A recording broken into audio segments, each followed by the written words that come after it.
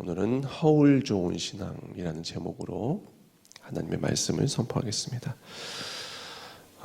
제가 목회자로서 성도님들을 어떤 모습이시든 사랑으로 품어야 된다는 것을 잘 알면서도 이 겉과 속이 좀 다른 분들을 저도 모르게 기피하는 경향이 있습니다. 아무리 유능하고 재능이 많고 다른 것들이 좋아도 이런 느낌이 드는 분과는 좀 거리를 두게 되더라고요. 물론 그런 분들도 위에서 기도를 해드리고 또 하나님께서 만지시면 야곱처럼 귀하게 사용될 거라는 것을 잘 알고 있습니다. 그럼에도 불구하고 제가 선택을 할 수 있다라고 한다면 좀 어리숙해도 진실된 분과 함께 교제하고 신앙하고 싶은 것이 솔직한 심정이라는 것이죠. 또 제가 목회자가 된 후에 가장 깊이 기도하는 부분이 이런 겉과 속이 다른 사람이 되지 말자였습니다. 그런데 시간이 지나고 맡은 일들이 많아지고 자리가 비중이 있어지니까 저 또한 이 유혹을 받게 되는 것 같습니다. 그냥 제가 보이는 겉모습만 만들어도 되겠지라는 어떤 그런 유혹들이 들어온다는 것이죠. 우리의 내면을 다듬으려면 정말 각고의 노력이 필요하죠. 영혼의 수고가 정말 쉽지 않은 과정입니다. 내 영혼이 주님을 정말 따라가 보려고 하고 닮아가려고 하는 그 내면을 가꾸는 노력은 쉽지 않은 과정이죠. 반면에 겉모습만 만드는 그 작업은 훨씬 더 적은 노력을 들이고 효과는 크게 보는 것 같습니다. 사람들이 제 내면의 깊은 모습들을 잘 볼 수 있습니까? 잘 못 보거든요. 그러니까 겉모양만 좀 잘 다듬고 하면은 사실 겉으로 드러난 일들을 감당하는 데는 그렇게 큰 문제가 생기지 않는 것입니다.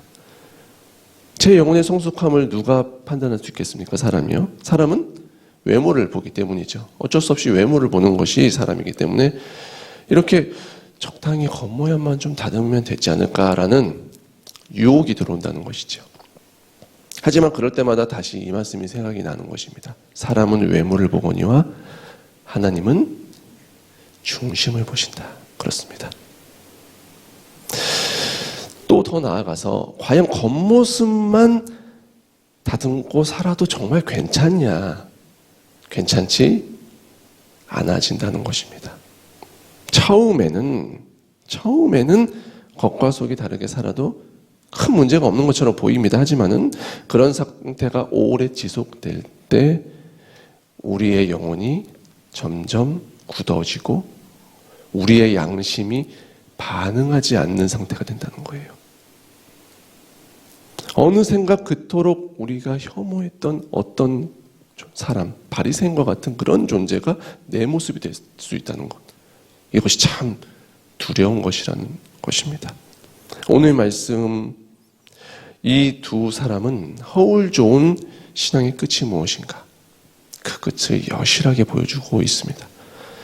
엘리의 아들 호프니와 비나스는 이스라엘 전체의 제사, 오늘날로 하면 예배를 이끌어 가야 되는 사람입니다. 제사장. 정말 중요한 자리거든요. 그런데 이 두 사람이 제사장 직위를 처음 맡을 때 자신들이 여러 가지로 미성숙한 것이죠. 그런데 제사장직을 감당하려고 보니까 어떤 유혹이 들어온 것입니까? 겉모양만 다듬자. 이 유혹이 들어온 것이죠. 사실 목회자들 입장에서 이해가 안 되는 것은 아닙니다. 이해가 됩니다.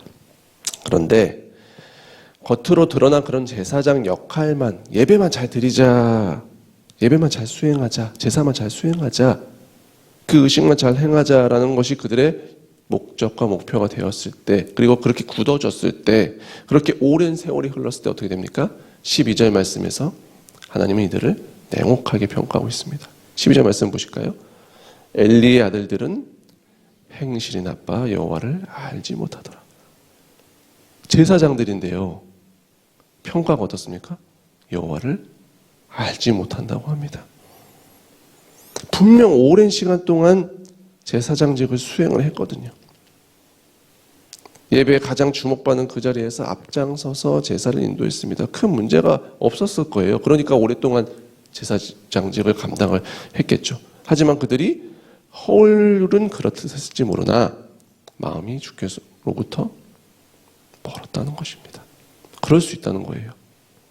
13절 말씀을 보시면은 그 제사장들이 백성에게 행하는 관습은 이러하니라 라고 나와 있습니다. 관습이라는 것이 무엇이죠? 아주 오랫동안 습관적으로 해왔던 것이 관습입니다. 관습. 어떻게 오랫동안 관습적으로 행했죠? 제사장이 취할 목에 대해서 자세하게 나와 있지만 간단하게 얘기하자면 제사장이 먹을 음식, 이게 규례로 정해져 있습니다. 율법으로. 그것을 완전히 무시한 것입니다. 보이는 데서만 잘하고 보이지 않는 데서 자기 몫을 취하는 것, 거기서는 자신의 진짜 모습을 드러냈다는 것이죠. 겉과 속이 더 이상 양립할 수 없을 정도로 이런 짓을 계속해서 저지르면서도 아무런 양심의 가책을 느끼지 않고 하나님께 죄송하지 않은 상태가 된 것입니다. 제사 음식의 법을 무시했다는 것은 제사를 무시한 것입니다. 하나님을 무시했다는 것이죠. 그런데도 예배는 드리는 것입니다. 아무렇지도 않게요. 또 오늘 읽지는 않았지만 22절, 23절 말씀을 보면 이들의 모습이 어디까지 가냐? 회막문에서 수종 드는 여인들과 무슨 일을 해요? 이 여인들도 레위 사람들입니다. 그렇죠? 회막문에서 수종들을 들었으니까. 그런데 이 여자들과 문란한 성생활을 즐긴 것입니다. 어디까지 가는 것이죠, 도대체?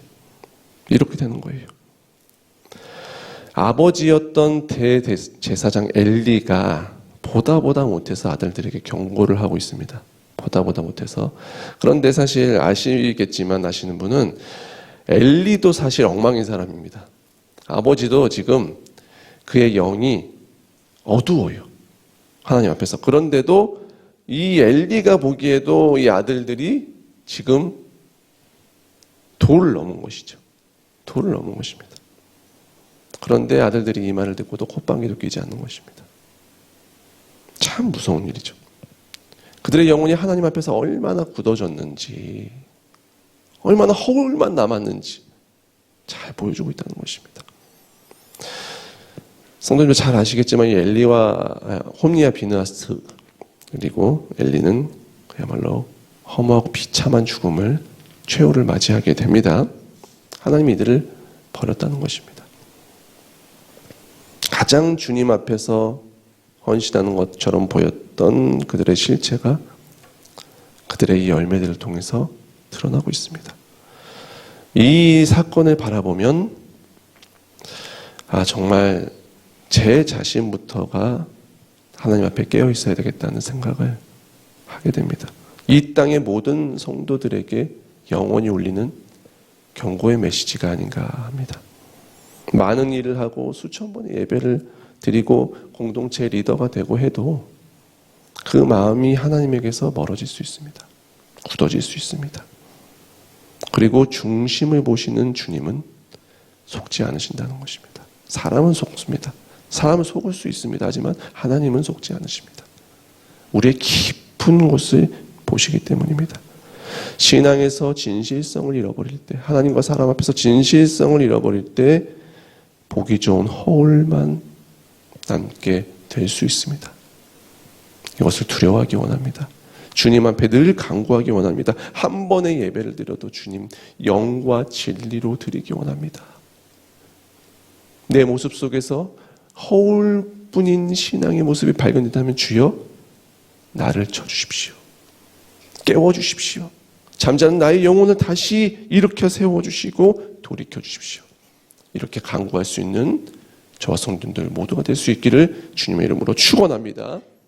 그렇게 매일 허울뿐인 신앙을 벗어나 말씀으로 우리의 심령을 새롭게 하여 주님 앞에 진실되게 설 수 있는 그 부드러운 마음 날마다 주시라고, 그 부드러운 마음 날마다 주시라고 구하실 때 하늘의 충만한 은혜가 날마다 성도님들의 심령 가운데 차고 흘러 넘친 그렇게 복된 길을 걸어가시는 거듭난 자의 삶이 되실 수 있기를 주님의 이름으로 간절히 축원합니다.